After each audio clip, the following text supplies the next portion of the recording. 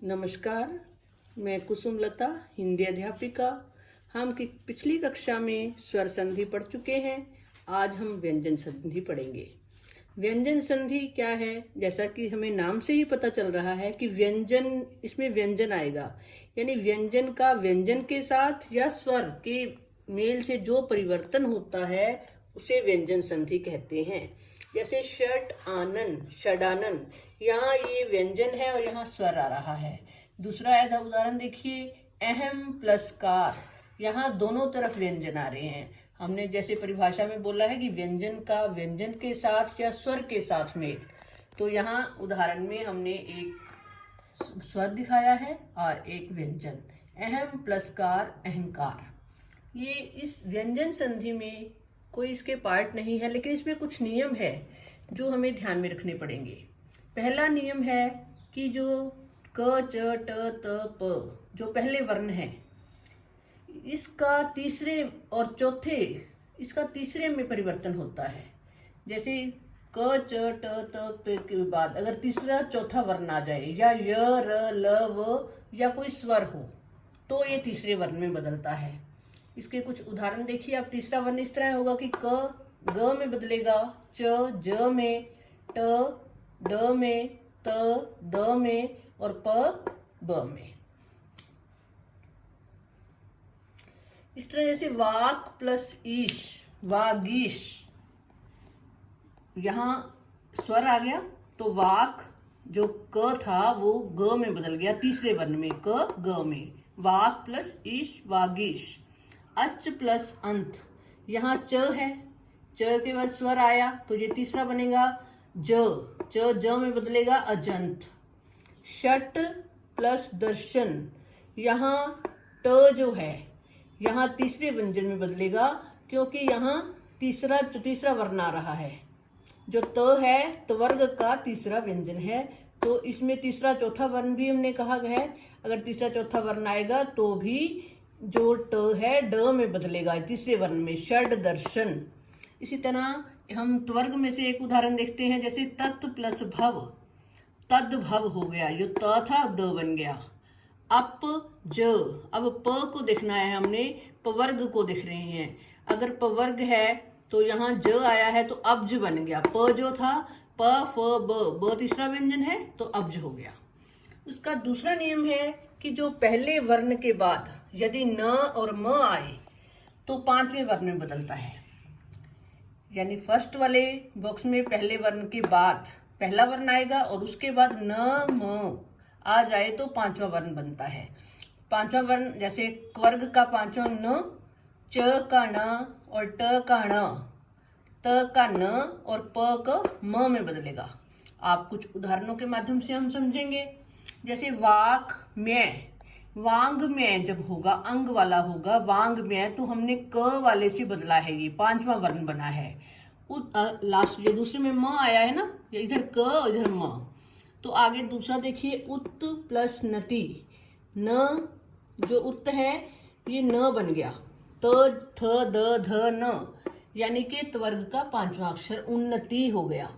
ये बहुत इंपॉर्टेंट शब्द है, ये एग्जाम में अक्सर आता है। अप प्लस में, अब प जो है पांचवें व्यंजन में बदलेगा, अम्य हो गया है। इसी तरह अच प्लस नाश, जो च है पांचवें वर्ण में अनाश, यानी यहाँ दूसरा न लिखा गया है, पांचवा वर्ण, च वर्ग का पांचवा वर्ण।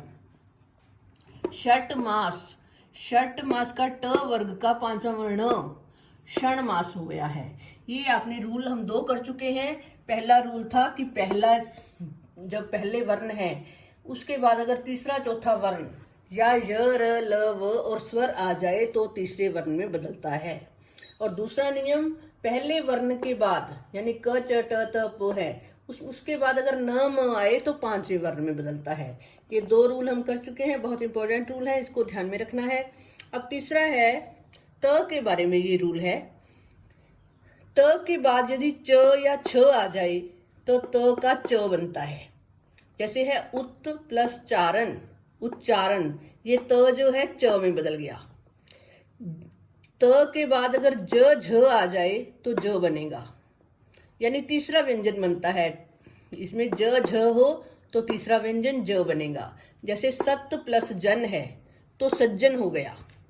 अगर ट ठ हो तो टो बनेगा। जैसे सत्य प्लस टीका, ये जो त था इसको ट में बदल देना है, सट टीका। अगर ड ढ हो तो ड बनेगा। जैसे है उत प्लस डयन, उड्डयन।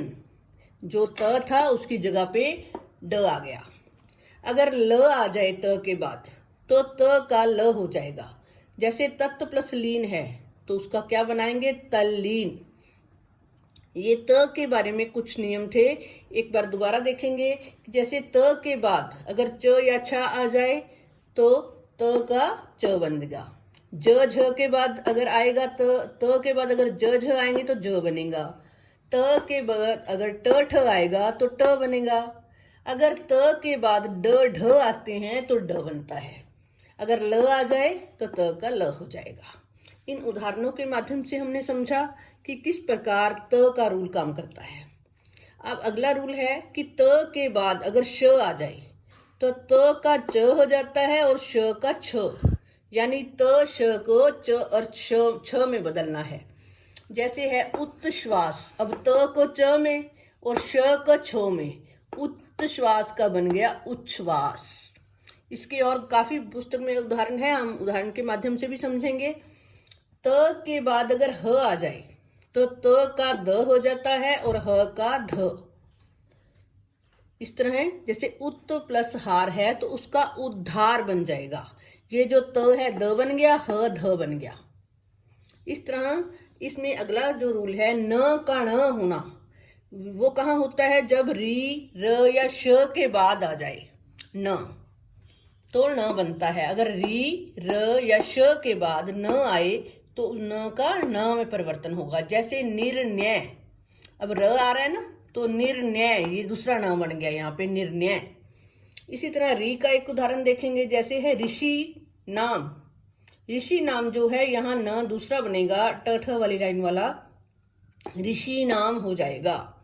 अभी श का एक उदाहरण देखिए। 3 शब्द हमने कहे, री र और श के बाद न आने पर ण हो जाता है। भाष प्लस अस, भाषण। श ये है तो न दूसरा आएगा यहाँ पे। लेकिन इसमें कुछ अपवाद हैं, यानी जहां ये नियम काम नहीं करता। अगर च्वर्ग, ट्वर्ग, त्वर्ग या श स की बाधा आ जाए तो न ही रहता है। इसके कुछ उदाहरण शब्द हैं, जैसे प्रचलन है, प्रस्थान है और पर्यटन है। इन शब्दों में न का न ही रहेगा, ण नहीं होगा। ये अपवाद का मतलब होता है कि यहाँ ये नियम काम नहीं करता। अगला जो नियम है स का श होना। स से पहले अगर अ आ से कोई भिन्न स्वर आ जाए, यानी अ ना आ ना हो, ई उ ए कुछ भी हो सकता है, तो स के बाद श, जैसे श बन जाता है। जैसे है वी प्लस साद, अब स है और इधर ई है, अ आ के अलावा ई हो गई ना, तो ई और ये श है, श बन जाएगा षटकोण वाला विषाद, ये है बन गया विषाद। अगला म के अनुसार, म का जो रूल है, म के बाद अगर क से भ तक कोई वर्ण भी आ जाए तो उसका पंचम वर्ण जो होता है, पंचम वर्ण का प्रयोग होता है। जैसे समतोष, संतोष, यानी उसमें अनुस्वार लगा सकते हैं। अगर इसमें अंतस्थ या उषम व्यंजन आ जाए म के बाद, अंतस्थ और उषम यानी य र ल व श श स ह में से कोई व्यंजन आता है तो अनुस्वार होता है फिर भी। जैसे सम प्लस हित, सहित हो गया। सम प्लस सार, संसार हो गया। अब इसमें एक रूल ये भी है कि म के से पहले अगर म ही आ जाए तो द्वित्व होता है। यहाँ हमने भ तक कहा था ना, कि भ तक म को छोड़ दिया था। अगर म से पहले म ही आ जाए, द्वित्व हो जाए, तो इसको द्वित्व में रखते हैं, फिर यहाँ अनुस्वार नहीं लगाते। जैसे सम प्लस मान है तो म डबल लिखा जाएगा, इस यहाँ हम अनुस्वार नहीं लगा सकते। सम प्लस मुख, सम्मुख। अब अगला रूल जो है, स्वर के बाद यदि छ हो तो च आ जाता है। जैसे प्र, प्र यानी अ है इधर, छ छन्न, प्रछन्न, तो च स्वयं प्रकट हो गया, प्रछन्न बन गया। आ प्लस छादन, आच्छादन हो गया। यहाँ स्वर है आ और छ है, इसमें च अपने आप ही आ गया। तो एक ये लास्ट रूल है। अब र से पहले अगर हर्षव हो तो दीर्घ हो जाता है। जैसे नी प्लस रस, नीरस, यहाँ दीर्घ मात्रा हो गई, निरोग। इसी प्रकार के कई उदाहरण हैं। तो ये हमने आज व्यंजन संधि पढ़ा। व्यंजन संधि को इसमें कुछ भाग नहीं है, जैसे स्वर संधि में तो उसके 5 भाग थे, यहाँ कुछ भाग नहीं है, लेकिन यहाँ बहुत से नियम काम कर रहे हैं। उन नियमों को हमने ध्यान में रखते हुए उदाहरणों से पढ़ना है। धन्यवाद।